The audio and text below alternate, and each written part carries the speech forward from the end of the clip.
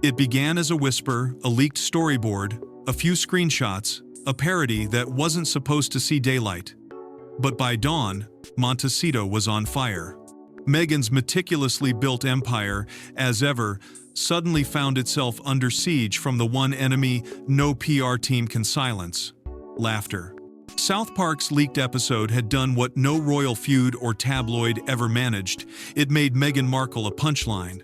Before we go deeper into what this really means for the royal family, make sure to subscribe so you don't miss a single update. It started with a ping, one notification, then another, then hundreds.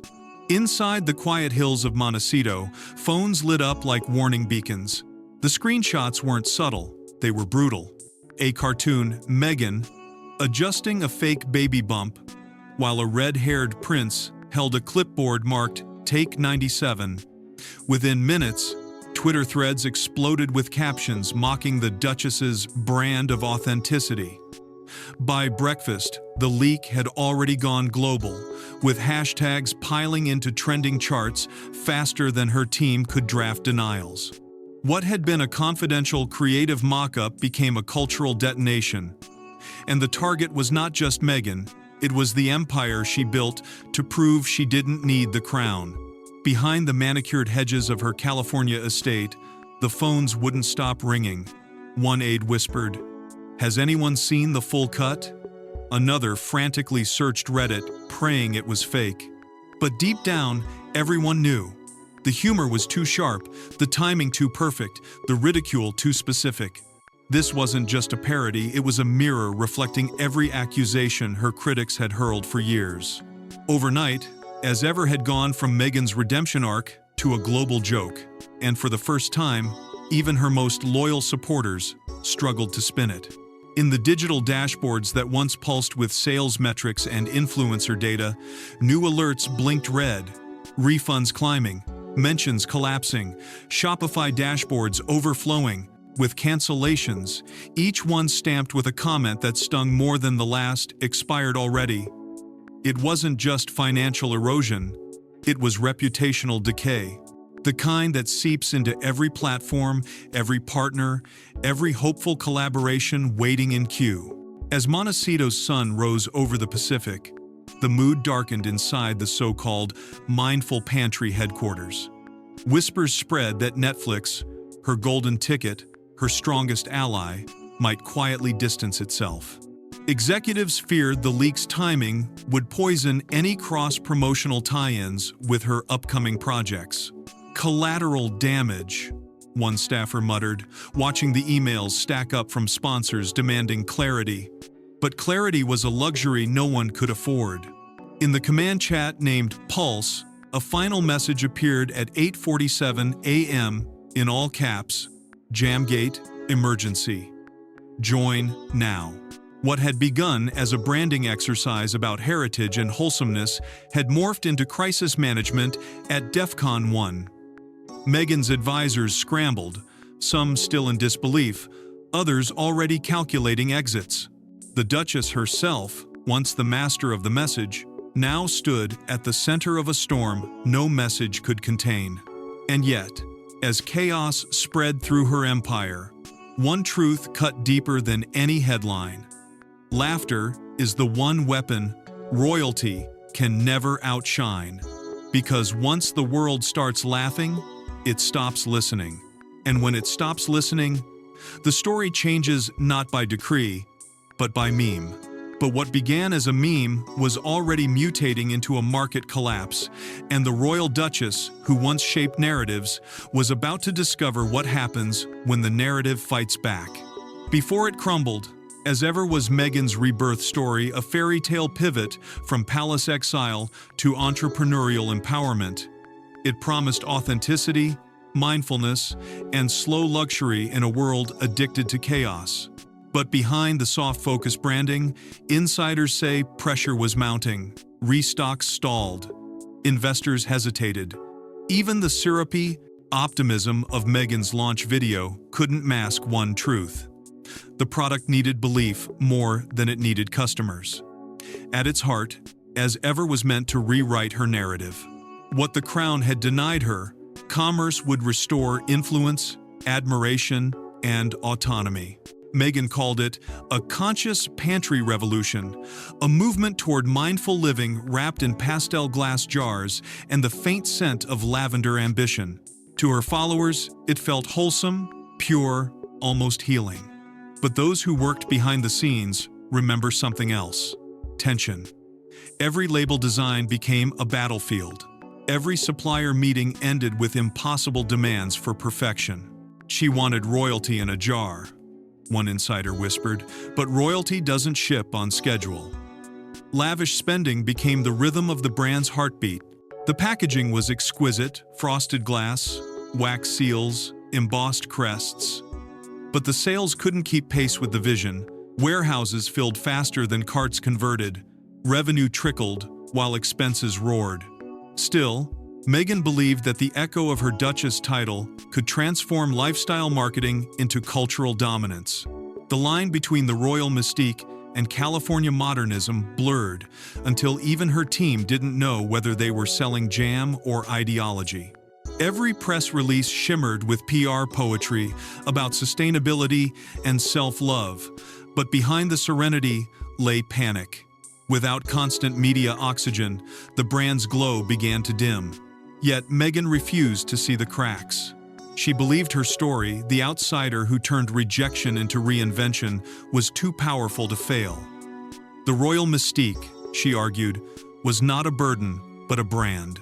And so, glossy features appeared in magazines, each one subtly curated to remind the world that she was no longer the Duchess in exile, but the Empress of authenticity. The messaging blurred the lines. Intentionally, was she speaking as a businesswoman or as a royal renegade?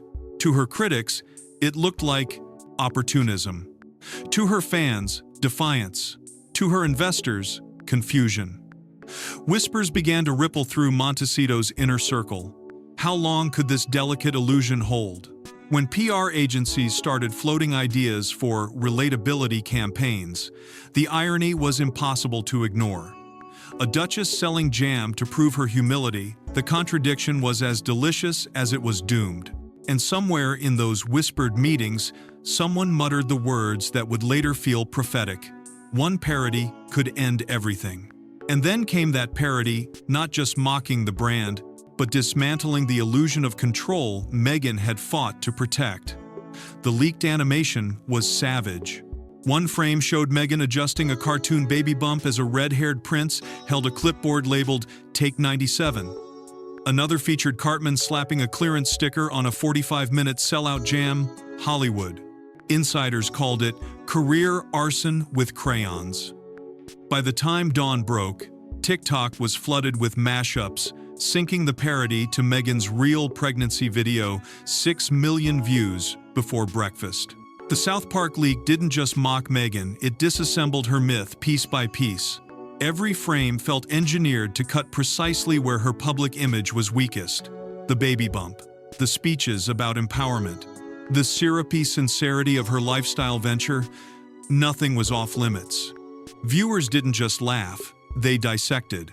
Social media users paused clips, analyzed details, and connected each punchline to real-world controversies. It was ruthless, the kind of satire that doesn't exaggerate but exposes. Brutally specific, said one entertainment columnist. It's as if the writers had a direct feed from inside Montecito. And for Meghan, that was the nightmare. This wasn't fiction. It was familiarity turned venom. The online reaction erupted like wildfire. Twitter threads comparing the cartoon's expired jam jokes to her real product launches flooded feeds. Hashtags like #As Ever Eyes Over and #Duchess of Delusion trended simultaneously in multiple countries. Influencers who once received her gift boxes started posting reaction memes. In just 12 hours, the parody had rewritten public perception faster than any press release could repair it. Brand sentiment software showed a 12-point drop in trust overnight, a nosedive so steep that analysts compared it to a product recall. It's not a brand crisis, said one PR veteran. It's a personality collapse. For Meghan, every scroll brought fresh humiliation. Clips of Cartman laughing over 45-minute sellout jam flooded her Explore page, stitched beside real footage of her smiling through brand interviews. The overlap was merciless. Insiders say she watched part of the leak in silence before whispering, "They're laughing at my bump and my jam."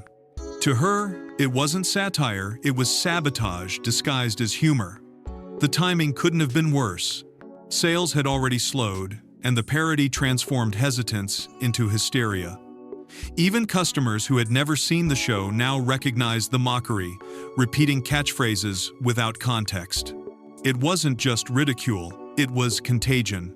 PR experts later described it as a one-star review in cartoon form, permanent, viral, and unstoppable. For years, Meghan had controlled her narrative through polished interviews and curated appearances. But this was chaos that couldn't be PR managed. Because when laughter hits credibility, it doesn't fade, it fossilizes. And as memes morphed into headlines, and headlines became perception, one brutal truth emerged. As Ever was no longer a brand of mindfulness and empowerment. It was now a cultural punchline. But the laughter online was only the surface. Inside Montecito, the damage was becoming mathematical, a bleeding spreadsheet no influencer quote could save. At 7 a.m., the war room smelled like panic. Advisors hunched over glowing monitors as refund graphs surged red. Slack channels screamed Jamgate. Fulfillment warehouses demanded cash up front. Each line item told the same story, collapse. "We're running out of grace periods," one executive warned. "And memes don't pay invoices." The crisis meeting inside as Ever's minimalist headquarters began with silence, the kind that says everything words can't. The air was heavy, the energy fractured. Every screen projected a bleeding dashboard. Orders canceled, refunds processed, and influencer mentions dropping by the hour. What had once been the digital heartbeat of a promising empire now pulsed like a dying signal. Insiders whispered that suppliers were demanding prepayment before shipping another jar. One logistics head reportedly muttered, "We're one invoice away from insolvency." The brand's identity, built on calm, luxury, and confidence, was now reduced to spreadsheets glowing in shades of red. The warehouse, once a symbol of progress, became a battlefield. Overnight, their main fulfillment partner switched to cash before pallet, citing exposure risk. Without upfront payments, no deliveries would move. Operations froze. Meanwhile, the Shopify backend flooded with refund requests, some from loyal fans who claimed they'd lost faith in the Duchess's honesty. The brand's PR team scrambled to draft gentle replies, but even automated responses began bouncing as inboxes overflowed. Each request was a tiny vote of no confidence, and collectively, they painted a grim portrait. The dream was unraveling. By mid-morning, the marketing team joined the call, their faces pale, their optimism thinner than the margins they were fighting to save. Influencer partnerships, once as Ever's lifeblood, were collapsing in real time. Contracted creators quietly ghosted, stories went untagged, and branded hashtags disappeared overnight. One agency bluntly stated, "Your product is trending, but for the wrong reasons." Meghan's comms director suggested pivoting, rebranding the ridicule as a moment of cultural conversation. But no one laughed. The laughter had already turned lethal. Still, Meghan tried to anchor the chaos with the same resolve that had carried her through royal storms. "We tell stories of authenticity," she said firmly. "We've survived worse narratives." Yet those who knew her well sensed a tremor beneath her conviction. Optimism had always been her armor, but now it was cracking under the weight of numbers she couldn't charm. A strategist cautioned that brand containment must begin immediately. No more posts, no more quotes, no reactionary interviews. Containment or chaos, he warned. The choice had to be made by nightfall. But as the war room dissolved into frantic debates and damage control drafts, no one noticed the other silence creeping in, the kind that doesn't refresh, doesn't reply, and doesn't defend. Because while spreadsheets bled and suppliers pulled back, an even colder crisis was forming beyond the walls of Montecito, one measured not in refunds, but in the chilling quiet of former allies who had stopped picking up the phone. For years, Meghan's Hollywood circle was her safety net, glittering names who posted heart emojis and whispered, "Queen energy." But in the days after the leak, the double taps vanished. A-list friends ghosted DMs. Publicists quietly scrubbed past collabs from their feeds. In an industry ruled by optics, proximity to parody had become poison, and Meghan was the epicenter. Hollywood, once Meghan's sanctuary, began to close its gates. The very ecosystem that had once celebrated her as the face of modern reinvention now treated her like a liability. Overnight, the phone that used to buzz with invitations and collaborations turned eerily still. One Oscar-winning actress, once a vocal supporter, stopped engaging altogether. To the public, it was a harmless unfollow. But within Hollywood's coded language, it was a declaration. Distance had begun. The quiet unfollows multiplied, and suddenly, Meghan's circle looked smaller than ever. At Parkwood Entertainment, the much-hyped Honey collaboration that had promised a cross-brand empire was abruptly paused. The email was polite, clinical, and final timing optics, they said. Insiders whispered that the jars already produced, each engraved with a glittering logo, now sat locked in cold storage. To Meghan, it wasn't just a partnership on hold, it was validation slipping through her fingers. When even Beyoncé's empire preferred silence, the message was clear. Brand contagion had begun to spread. Boutique PR agencies followed suit, invoking what they called brand safety clauses. It was the modern Hollywood version of exile contracts, frozen projects indefinitely under review, and reputation management firms declining representation. The same consultants who had once courted her presence now quietly blocked out her name on client lists. The word risk began to appear beside her in memos, as if she were a scandal waiting to ignite. Meghan had faced royal rejection before, but this felt colder, less emotional, more calculated. This was business. Even Netflix, once the Sussexes' biggest ally, began showing cracks in its loyalty. Executives scheduled a mysterious alignment call, the kind of corporate euphemism that never means reassurance. Rumors rippled through Los Angeles that the streamer was reconsidering its future collaborations, especially any that might intersect with As Ever. The leak had turned her brand radioactive, and Hollywood was in full retreat mode, and Meghan, for all her poise, began to realize what was happening. Isolation wasn't coming from the palace this time, it was coming from the people who had once claimed to understand her. The illusion of solidarity, of sisterhood and empowerment was evaporating under the heat of mockery and fear. Her allies weren't enemies, but they were gone. Left behind was a woman, watching her network fracture in silence. But even as doors closed in Los Angeles, a colder wind began to blow from across the Atlantic, where royal aides were watching with unnerving calm. Behind gilded doors, palace aides were reportedly smirking over morning tea. One senior courtier was overheard saying, "When Meghan's jars trend, Camilla's hats look boring." Officially, the monarchy stayed silent. Unofficially, they knew every mockery of As Ever weakened the Sussex brand, the same brand that once threatened to outshine them. Now, poetic justice seemed to be served with a spoonful of jam. In the quiet corridors of Buckingham Palace, where words weigh more than gold, silence can speak volumes. And this silence, deliberate, polished, and perfectly timed, was deafening. Senior advisors reportedly advised King Charles to adopt what they called studied distance. It was a masterclass in passive strategy. No comment, no sympathy, and no intervention. Every scandal headline involving Meghan meant fewer questions about the monarchy's own cracks. For the palace, chaos in California was more than gossip, it was relief. There was a quiet sense of satisfaction that rippled through the royal press offices. For months, Aides had endured endless coverage of the Sussex brand's rise, its Netflix deals, its podcasts, its talk of empowerment, but now, the very machinery that once fueled their influence was eating itself alive. Meghan's credibility was collapsing, not under palace pressure, but under parody.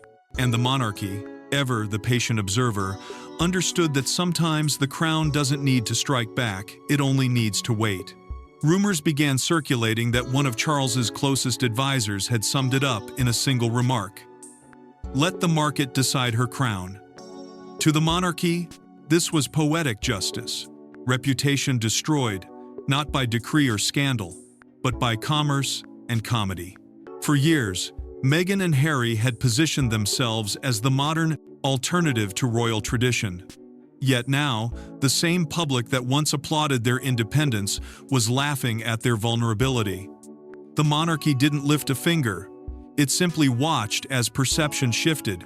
In Montecito, Meghan was reportedly furious, not just at the mockery, but at the royal silence.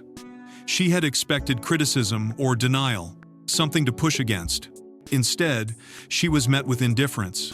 And in the realm of power, indifference is often the sharpest blade. The palace's refusal to acknowledge her downfall made it all the more complete. Every meme, every joke, every late-night segment mocking her brand played into the same unspoken message. She had traded the stability of the crown for the volatility of celebrity and lost. The emotional contrast could not have been sharper. In Windsor, calm reigned. Royal engagements continued, polished statements were issued, and the Queen's legacy dominated headlines once again. In California, by contrast, phones buzzed with crisis calls, lawyers drafted letters, and the walls of optimism began to crumble. For all her attempts to redefine the royal narrative, Meghan was now living the one story she had tried to escape isolation within her own empire. But while Britain sipped tea, California was drowning in red ink, and Meghan's next move would decide whether the brand lived or died. At 6 a.m., the CFO's report hit the screen, runway shrinking from 12 months to 6. Investors gone, bridge funding evaporated. We can self-fund, Meghan declared. The room froze. Her vow to bankroll the comeback herself sounded heroic or suicidal. Without fresh capital, every jar, every shipment, every influencer post would be a gamble she couldn't afford to lose. The numbers told a story no speech could spin. As ever was bleeding cash faster than optimism could refill it. The last round of investor outreach had yielded nothing but polite rejections, those dreaded courtesy passes that said everything between in the lines. Firms once eager to align with her brand of royal elegance now viewed her as volatile, risky, untouchable. And the cruelest part? They didn't even bother to hide it. One email simply read, "Timing not aligned with our current tolerance for controversy." Translation: no one wanted to fund a Duchess-turned-meme. Lawyers were next to weigh in, and their verdict was brutal. Parody suits, they warned, were legal suicide. You can't fight satire, one attorney said flatly. You can't outlaw a joke that the world is already laughing at. Meghan's jaw tightened, her silence louder than outrage. Every instinct in her screamed to push back, to fight, to reclaim control. But the legal team was unanimous. Fighting back would only invite another punchline. And for the first time, the Duchess found herself trapped not by critics or tabloids, but by the law itself. Then came the decision that divided the room, the self-funding proposal. Meghan's declaration landed like a thunderclap. If nobody believes in authenticity anymore, then I will. Advisors stared at her in disbelief. The CFO recalculated the numbers, warning that her personal reserves could keep the brand alive for 6 months, maybe less if suppliers continued demanding upfront payments. Her response was immediate. Then we make 6 months work. Some saw it as courage, others, delusion. But beneath the tension, there was something undeniable. She would rather burn through her own fortune than watch as ever die at the hands of mockery. Yet the financial nightmare had one last twist. A private equity firm stepped forward with what appeared to be salvation, a lifeline wrapped in conditions. They would inject the capital she needed, but only if she stripped every trace of royal imagery from the brand. No Duchess iconography, no Windsor nods, no her royal touch language, just another lifestyle startup in a crowded market. Meghan's response was immediate and icy. If I run, they win. The meaning was clear. Surrendering her royal connection wasn't strategy. It was surrender. And so, the decision was sealed. She would go it alone, carrying not just a collapsing business, but the weight of her pride, her name, and the empire she swore would prove she didn't need a crown to rule. But money wasn't her only battlefield. The internet itself had turned into an inferno, rewriting her legacy one meme at a time. It started with a hashtag, "Number as ever is over." Within hours, it climbed into the global top 5. TikTok turned jam into performance art. The Spill the Jam challenge flooded feeds, each dance more mocking than the last. Even loyalists couldn't keep up. The algorithm crowned parody as king, and as ever became digital shorthand for delusion. Meghan's empire wasn't collapsing in silence, it was trending. The backlash hit with the precision of a social hurricane. Every second brought new memes, edits, and mockery that spread faster than her team could respond. On X, users twisted brand slogans into punchlines, while TikTok creators stitched her leaked clips into viral skits. Within 12 hours, Number as ever is over had crossed 100 million views. The internet wasn't simply reacting, it was feasting. Even fan accounts that once defended her began posting cautiously, unwilling to drown in the tide of ridicule. The digital world had made its choice, and it wasn't mercy. The consequences were immediate and devastating. Ad algorithms flagged as ever as controversial content, throttling its reach and driving paid campaigns into the shadows. Overnight, brand impressions plummeted. Marketing dashboards that once glowed with promising numbers turned blood red. To the algorithm, it wasn't Meghan Markle's business anymore, it was clickbait, a comedy, a punchline. And for a brand built on mindfulness and luxury, being reclassified as slapstick food content was the kiss of death. Influencers began to vanish too. One by one, collaborations disappeared from their feeds. Some demanded new contracts with crisis premiums, while others cut ties entirely, claiming brand volatility. Even those who stayed made subtle edits, hiding hashtags or limiting comments to avoid backlash. It was a silent boycott, one that hurt more than any headline. For the first time since the brand's launch, as ever, was radioactive. No one wanted proximity to the meltdown. In a desperate bid to regain control, Meghan's communications team suggested a radical approach, a 36-hour blackout. No posts, no statements, no engagement. The idea was simple. Silence would reset the algorithm cycle and give the audience time to lose interest. But silence, in the digital age, is a void begging to be filled.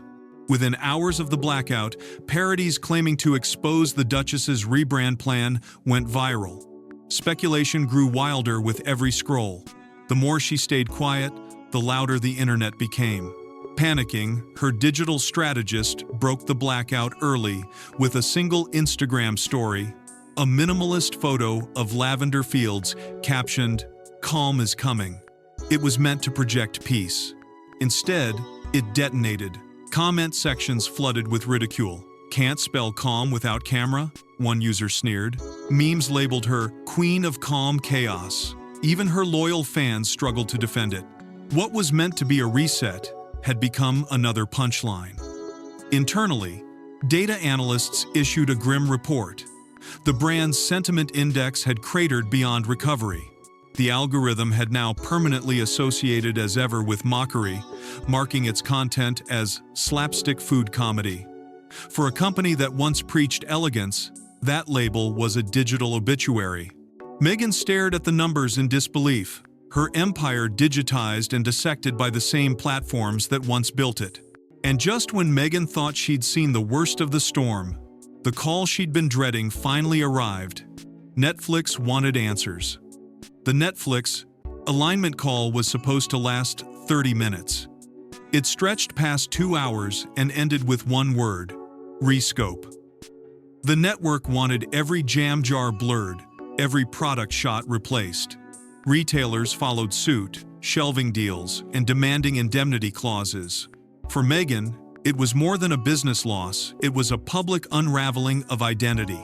As one insider whispered, "When the Duchess loses the crowd, she loses the crown of relevance." The call marked the point of no return. What had begun as a parody-induced crisis had now evolved into institutional retreat. Netflix, the platform that once showcased her reinvention to millions, was now recalculating her worth. Executives reviewed every second of With Love, Meghan Season 2, flagging any frame featuring as-ever products. Marketing departments demanded edits, suggesting generic marmalade stand-ins for the now tainted jam jars. It was an act of quiet distancing, a corporate exorcism disguised as risk management. For Meghan, it was more than censorship, it was erasure. The fallout spread like frost across her empire. Retail partners who once flaunted as-ever displays suddenly went silent. One high-end department store replaced her autumn showcase overnight, filling the space with artisan olive oils from a rival influencer who had managed to stay scandal-free. Internal emails leaked days later revealed the chilling reason: replace with chili oil, safer optics. Suppliers followed suit, demanding upfront payments and adding a new term Meghan had never seen before: reputation surcharge. It was humiliation disguised as logistics. Every partnership once built on prestige had mutated into damage control. Inside Montecito, the war room reconvened, its whiteboards covered with dwindling options. Meghan's crisis board was split into 3 paths: laugh it off, virtue shield, or burn and rebuild. The first meant embracing the satire, turning mockery into marketing. The second meant transforming as ever into a cause, linking every jar to charity and positioning herself as a misunderstood visionary. The third, the nuclear choice, meant ending it all, mothballing the brand and resurfacing months later under a new name. The debate was brutal. Every strategy risked ridicule, every silence risked extinction. At the heart of it all was Meghan herself, defiant yet exhausted, hopeful yet hollow. The Duchess, who once conquered headlines, was now cornered by them. As aides argued over analytics, she cut through the noise with 5 words that froze the room. All paths close fast. Choose by Friday. It wasn't just a deadline. It was a confession that even survival now had an expiration date. The lights dimmed in the war room that night. Not by decision, but by neglect. No one noticed when the monitors faded to black. The hum of strategy had given way to the sound of endings. And somewhere beyond the silence, beneath the wreckage of brands and belief, a single question lingered, whispered, but never answered. Can Meghan Markle rise from the ashes of her own brand? Or has, as ever, written her final chapter forever? Thanks for watching. Don't forget to like and subscribe, and we will see you in the next one.